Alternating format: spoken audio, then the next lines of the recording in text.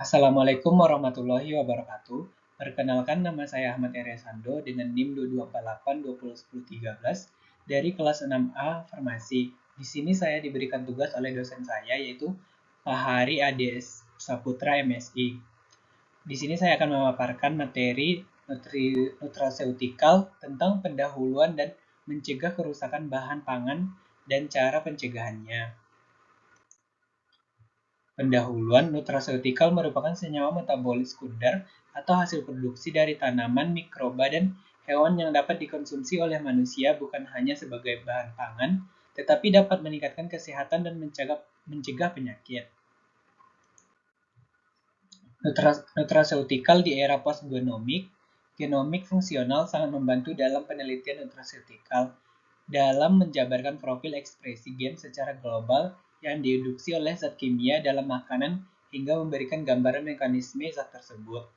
Ada 3 faktor yang dapat mempengaruhi kerja nutraceutikal dalam tubuh. Yang pertama, variabilitas, yang kedua, faktor jenis kelamin, yang ketiga, usia lingkungan.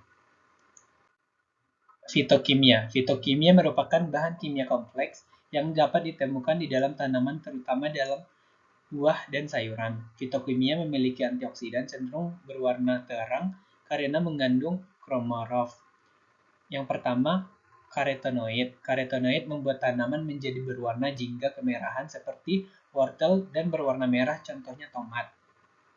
Sekitar separuh dari 50 karotenoid di dalam makanan diserap ke dalam aliran darah.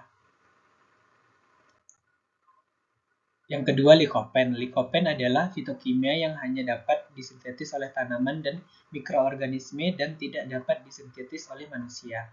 Likopen dikenal juga sebagai antioksidan karena perannya menonaktifkan radikal bebas. Contoh tanaman yang mengandung likopen adalah tomat, semangka, pepaya, jeruk bali merah, dan paprika merah.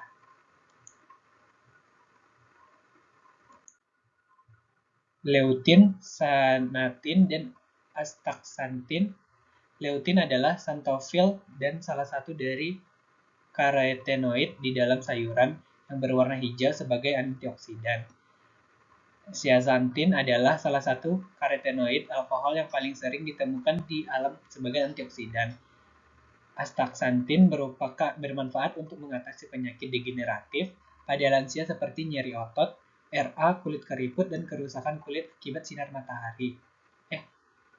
sinar UV. Terapi antioksidan. Antioksidan merupakan senyawa yang dapat memperlambat atau mencegah kerusakan akibat radikal bebas. Jenis-jenis produk alam yang dapat digunakan sebagai nutraceutikal. Yang pertama, produk yang telah distandarisasi berdasarkan kandungan fitokimianya. Yang kedua, produk yang telah diketahui kemampuannya namun belum distandarisasi atau empiris. Kerusakan bahan pangan. Kerusakan bahan pangan adalah perubahan kualitas bahan pangan yang menyebabkan penurunan mutu, nilai gizi, dan keamanan pangan akibat dibiarkannya di ruang terbuka atau suhu kamar. Faktor-faktor yang mempengaruhi kerusakan pada bahan pangan atau makanan adalah jenis bahan pangan atau makanan. Pangan segar seperti sayur, buah, dan daging mudah rusak karena kandungan airnya tinggi, protein yang tinggi, dan memicu pertumbuhan mikroorganisme. Pangan kering seperti biji-bijian dan tepung. Kondisi lingkungan, suhu tinggi, kelembapan yang tinggi, cahaya bisa merusak kandungan gizi seperti vitamin A dan vitamin C. Oksigen dapat menyebabkan oksidasi lemak dan kerusakan warna. Tekstur keras menjadi lunak, contohnya pisang. Wortel lunak menjadi keras, contohnya tepung kental menjadi encer, contohnya telur dan produk jeli. Rasa yang menyimpang, aroma yang menyimpang, penampakan secara visual. Bahan pangan dapat dikelompokkan menjadi 3 berdasarkan laju kerusakannya, yaitu yang pertama, bahan pangan mudah rusak, contohnya susu, ikan, telur, dan daging. Yang kedua, bahan pangan agar mudah rusak, contohnya buah-buahan dan sayur-sayuran. Yang ketiga, bahan pangan tidak mudah rusak, contohnya sereal dan kacangan-kacangan.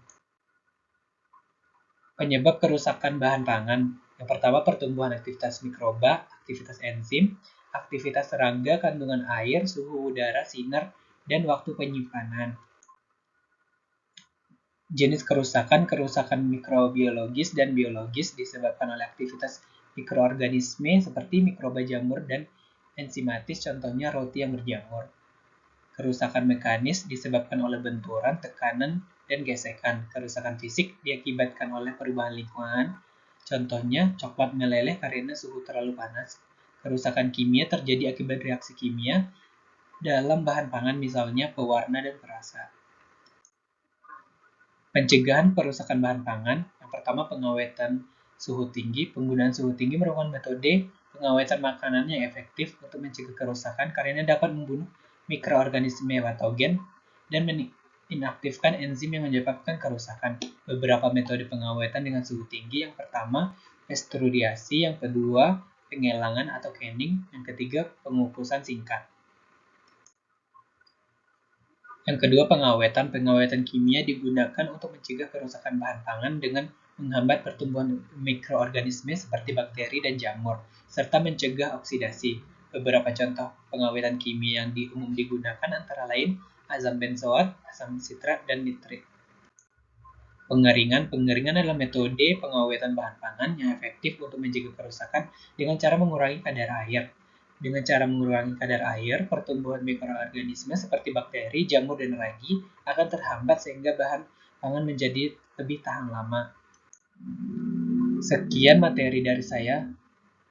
Terima kasih. Assalamualaikum warahmatullahi wabarakatuh.